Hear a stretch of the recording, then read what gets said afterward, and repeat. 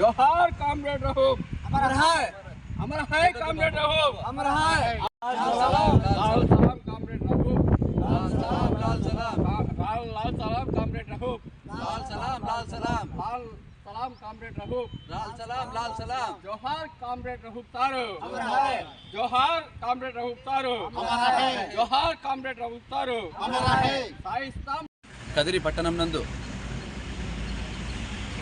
ఒక మహా ఉద్యమ నేత, బడు బలహీన వర్గాల ఆశాజ్యోతి అయిన ఎస్ఏ రౌఫ్ గారి యొక్క 11వ వర్ధంతి సందర్భంగా ఆయన యొక్క విగ్రహానికి ఇక్కడ బహుజనుల సమక్షంలో భారీ సంఖ్యలో ఇక్కడ పూలహారం వేసి నివాళులర్పించడం జరిగింది. అదేవిధంగా రౌఫ్ గారి గురించి మనము కొన్ని విషయాలు తెలుసుకుంటే మన కదిరి నియోజకవర్గానికి సంబంధించి కాకుండా యావత్ రాష్ట్రము, యావత్ దేశము కదిరి ప్రాంతానికి గుర్తించిందంటే ఒక రౌఫ్ సార్ యొక్క ఉద్యమ స్ఫూర్తితోనే అని. అదేవిధంగా రౌఫ్ సార్ గారు విద్యార్థి దశ నుంచి ఆయన కర్ణాటక రాష్ట్రంలో లా చేసే సమయం నుంచి యొక్క పీడిత ప్రజల యొక్క వాళ్ళ యొక్క ఆశయాల కోసము ఎంతో కార్యక్రమాలు చేసిన ఆ రోజులు మనం గుర్తు చేసుకోవాల్సిన అవసరం ఉంది.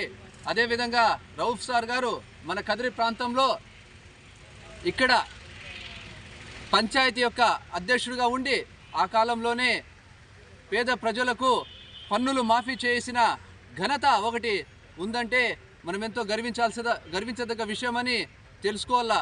అదేవిధంగా రౌఫ్ సార్ గారు ఈయన చేసిన సేవా కార్యక్రమాలు, ఈయన భార్య పిల్లలు అంటే పెళ్ళి చేసుకోకుండానే ఆయన జీవితాన్ని మొత్తం త్యాగం చేసినారు.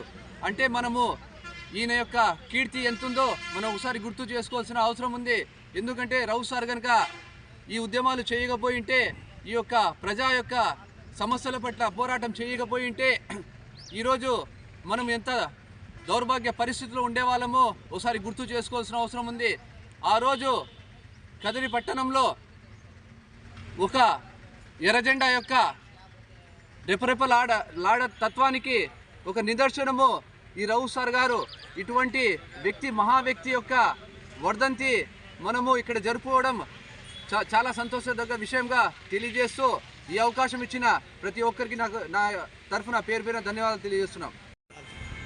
ఈరోజు స్వర్గీయ పీడిత ప్రజల ఆశాజ్యోతి మా యొక్క కదిరి నియోజకవర్గమే కాదు, ఉమ్మడి రాష్ట్రంలో ఆనాడు అనేకమైనటువంటి భూ పోరాటాలు చేసినటువంటి రౌఫ్ సారి వర్ధంతి సందర్భంగా మరి ఆయన స్మరించుకుంటూ ఆయన చేసినటువంటి అనేకమైనటువంటి సంస్కరణలు అయితేనేమి, ఆయన చేసినటువంటి అనేకమైనటువంటి పేదల కోసం పోరాటాలు అయితేనేమి నెమరు వేసుకుంటూ, ఏదైతే పీడిత ప్రజలు ఆనాటి కాలంలో మరి ఆయన మంచి కుటుంబంలో జన్మించి మరి లాయర్ విద్యని అభ్యసించి మరి తదనంతరం ప్రజల కోసం, పీడిత ప్రజల కోసం, దళిత బహుజనుల కోసం కుల మతాల విభేదం లేకుండా అందరూ సరి సమానత్వం ఉండాలి,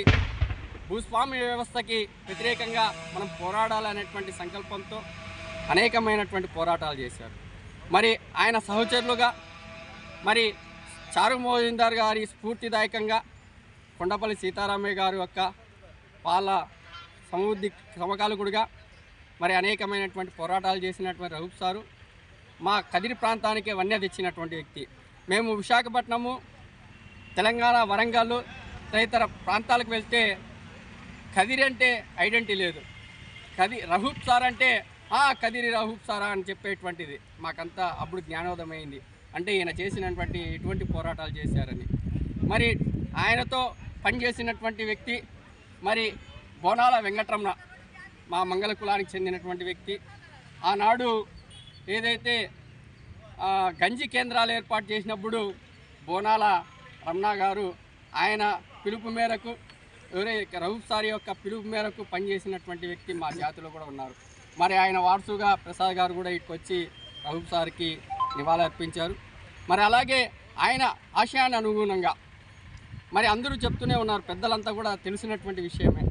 ఆయన ఆలోచన ఏదైతే ఉందో సరి సమానత్వం, అందరూ బాగుండాలి, అందులో మనం ఉండాలనేటువంటి ఆలోచనలో కుల మత లింగ భేదాలు లేకుండా అందరూ కూడా సరి సమానత్వంగా ఉండాలని ఆయన ఆశయాల్ని నెమరేసుకుంటూ ఆయన యొక్క ఆశయాల్ని మా శక్తి మేరకు ప్రజల్లోకి తీసుకుపోతూ ఆయన చేసినటువంటి పనులు సంస్కరణలు ఏవైతే ఉన్నాయో నెమరు వేసుకుంటూ మరి భావి భారత బహుజన రాజ్యస్థాపన కోసం మా వంతు ప్రయత్నంగా మేము కూడా చేస్తామని ఈ సందర్భంగా తెలియజేసుకుంటూ సెలవు తీసుకుంటున్నాను. జోహార్ కామ్రేడ్ రహూబ్ సార్.